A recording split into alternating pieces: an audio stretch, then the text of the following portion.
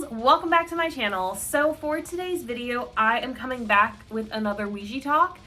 For today's video specifically, especially with it being the month of October and all the spooky vibes going on, I wanted to talk about how to have a Ouija board session, and specifically with it, like intermixed little like tips and tricks for having a safe session. And again, I emphasize it because it's that time of the year, especially stores are selling Ouija boards and things. I know this is usually the time of year people are going to use one. This is when they'd want to, so I'm here to tell you how to do it and how to do it safely. Now, before I get into the video, I do want to put a disclaimer out there, a couple of disclaimers.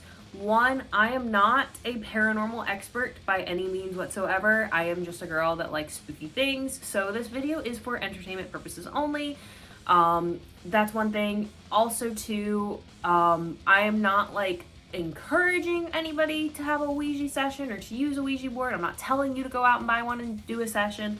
I'm not encouraging that at all. Believe it or not, I would actually say you probably should not do a Ouija session.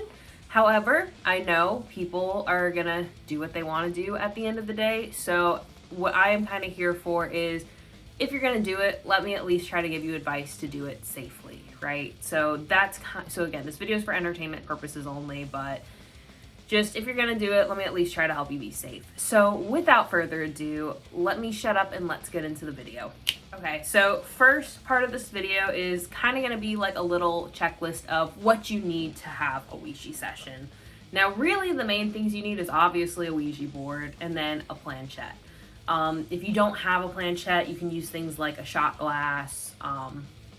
That's the first thing that's come to my mind. Something like a shot glass, where just something you can kind of move around the board smoothly and with ease. You don't want something that's too rugged, you know? So that's like the main things you need.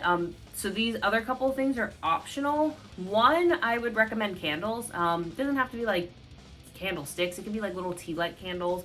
Just some candles to put around the board. I will put a disclaimer, do not use black candles. Like, I think candle colors have meaning. So I was gonna say, like, I would use white to be safe, but whatever you do, do not use black candles, because that can kind of summon evil things. And we don't want that. We don't want that. I mean, you might want that, but I don't want that for you. But yeah, so don't use black candles. But again, you can use like little tea light candles. I guess if you have a scented candle you want to use, each of their own, just don't use a black candle. And the reason you want candles is obviously if it's dark, because usually spirits, you get more activity at night. If it's dark, you need light to see. Also, too, spirits can communicate through candles and things, so that's the other reason. This next item is also optional, like a piece of silver. They have a saying that silver catches the light and repels the darkness. So if you wanted to during your session, like if you have like a silver coin that you place on the board to like deflect or deter evil spirits, or like, I don't know if this is actually a thing. So I always have on this silver cross necklace. So I just always, I'm like, okay, this is keeping the evil away. So, you know, that could be an idea too. But again, the candles and the silver are optional, but like safety wise, I recommend the silver, candles just again to see and stuff. So that's kind of pretty much like supplies you need. Next thing is, where are we gonna do this, right? Now, I do have a video I did not too long ago about places places you should do it. And then I think I have another video on places you should not have a session. So if you want to go a little bit more of a deep dive, check those out. But just kind of a quick, where should we do it? Just some probably quick, easily accessible places. I would say like outside somewhere, maybe in like a shed, a detached garage. Pretty much the big ones where I'm going to say don't do it is, do not do it in your own house, because if something goes wrong, now you have a spirit trapped in your house, and that's just not fun. And then obviously things like cemeteries, or like where a lot of people have died, or there was a traumatic death, I wouldn't recommend either. So yeah, kind of pick your poison, pick your place. And then next thing is going to be when should we have this session? So usually with Ouija boards, they don't, like with spirits in general, usually, especially for like a Ouija board, the spirits you're going to be talking to, most of them are going to be more active at night, right? Or evening time. So I'm not saying like you would probably be safest doing it during the daytime. I can't guarantee it's gonna work, right? But you can have a session in the daytime. That's probably your safest time to have a session. But to have probably the most effective results and to be on the safer side, I would say probably around dusk is going to be your best time. Kind of like when it's not completely dark out, or not too late at night, but like it's the sun is setting kind of thing, or it's like right when the sun sets but before it's like totally dark, you know?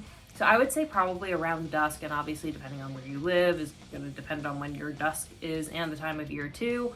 So that would be like my best. You're probably safest around this time, and you probably might get some activity. Like that's kind of like little sweet spot. I would not recommend doing it between the hours of 12 a.m. and 4 a.m., especially 3 to 3:33 a.m. That is when spirits are most powerful, especially like 3 to 3:33. That's when they're most powerful. So while that might be good, because then, you get activity, you don't want them to be too powerful where like crazy things happen. So would not recommend from 12 a.m. to 4 a.m. So dusk is going to be your best bet. Next part is going to be who you should have a session with. So I'm going to put it out there. And I think every time you watch a Ouija movie, it's a rule like, don't play alone. But it's true. They say not to play alone. One, the not scary part is just, it just might not work. Unless you're like psychic or medium, like it takes a lot of energy to you have to use your own energy to like get a spirit to, to communicate with them, right? Usually one person doesn't have enough energy, again, unless they're like psychic or a medium or something like that.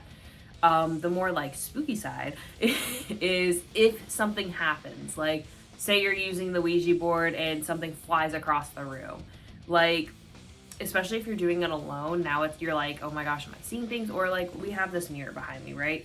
If I was doing it alone in a room, I might see something in the mirror behind me, but then I'm like, I don't know if I'm going crazy or not, or if it's like a placebo. Whereas if you have somebody with you and they see it too, it's like, how likely is it you're both going to see something at the same time happen? So it's kind of more for your sanity to have another person. But in terms of who, I would say you definitely want at least, like, including yourself, like a total of 2 people, right? This is an optional thing. I don't think people always think of. I would possibly have somebody just as like a scribe. So like they would have like a notebook and a pen, and then they can kind of write things down as the spirits like are saying things, right? And that can be helpful too, especially if they're like putting out something really long and like you're writing it down. You can kind of break it up like, okay, this is what they're saying. So you might want a person for that as an option. Like they wouldn't actually be playing the board, but just there to write down what's being said. But you definitely want at least 2 people. Hey guys, Future Sydney editing this video. I forgot to mention, I know I was emphasizing at least 2 people for the session, but one thing I do want to say is you can have as many people as you want. Obviously within reason, like 20 people aren't going to be able to sit around a Ouija board holding a planchette. That's just not feasible. But the more people you have, the more energy that's going to be created. So it's actually probably better to have more people. There's always strength in numbers too, so if something does kind of go wrong. But again, just make sure whoever you're picking, it's somebody trustworthy. Okay, back to past Sydney. Kind of continuing on this subject of people, like when selecting people, right? You want to select people that are going to take it seriously, that you can trust, that, like I said, they're going to take it seriously, they're not going to joke around, like, because one thing is spirits can get angered if like they feel like you think it's just a game, or you think it's a joke, you're not taking them seriously. Like you can easily anger the spirits. So you want somebody that's going into it like understanding like, hey, like, this is risky what we're doing, but like having that respect for the spirits. And kind of going off of like continuing on with people, anybody using a Ouija board should not be under the influence of anything. Like you should not be drunk, you should not be high. Like whatever you do in your free time, that is on you. But when you're using a Ouija board, you want to be of sound mind, especially too, like if people are under the influence of things, they might act weird. They could, become like offensive with the spirits, or, they might not be able to take it as seriously. Also too, when you're under the influence, like you're weaker, technically. Like that is giving yourself some kind of a weakness that the spirits can pry on, and you don't want to have it. Like when using a Ouija board, you cannot have any weaknesses. which kind of, I know we're just talking a lot about people today. Kind of with that, when you're using a Ouija board between you and whoever you select to do it with you, you all want to be of sound mind. And I know we're all a little crazy deep down inside. Nobody's normal. Everybody's, when I say sound mind, like, you don't want somebody like if somebody just experienced like a loss, so maybe they're depressed, like somebody, like things like that, like if somebody's depressed or like they like anxious, like negative emotions, like I'm not saying like people can't have negative emotions, but when using a Ouija board, you don't want people that like definitely have negative emotions, if that makes sense. You want people that are of a more positive and optimistic well-being, because again, spirits, physical, mental ailment, like spirits thrive off of that. And then kind of like the next thing, this is a little tip too, that I would recommend, saying a prayer before and after the session. I don't have like a specific prayer for you to use, but I would recommend that, like everybody in the group, like just saying a little prayer, asking for like a shield of protection, like asking God for protection. And then afterwards, again, asking God for protection, like rebuking any evil that, wanting no part of that evil if there was evil. Again, that's just me. I would say a prayer before and after, because, you want God's protection just to be on the safe side. And then another thing too, when you are going to do a session, going back to, like, this is where it's good to make sure you have friends that are serious about it, that they're not taking it as a joke, like they know that it's risky, that they're going to be respectful to the spirits. Make sure you're asking serious questions, because you're asking, like, you are talking to like spirits, like possibly people that have died. Hi, it's Future Sydney again. Let me reiterate, when I say people who may have died, obviously I know a spirit had to have died to become a spirit. I think when my brain was thinking, like, because sometimes you can get like demonic entities, or think like you can get entities that have never been alive.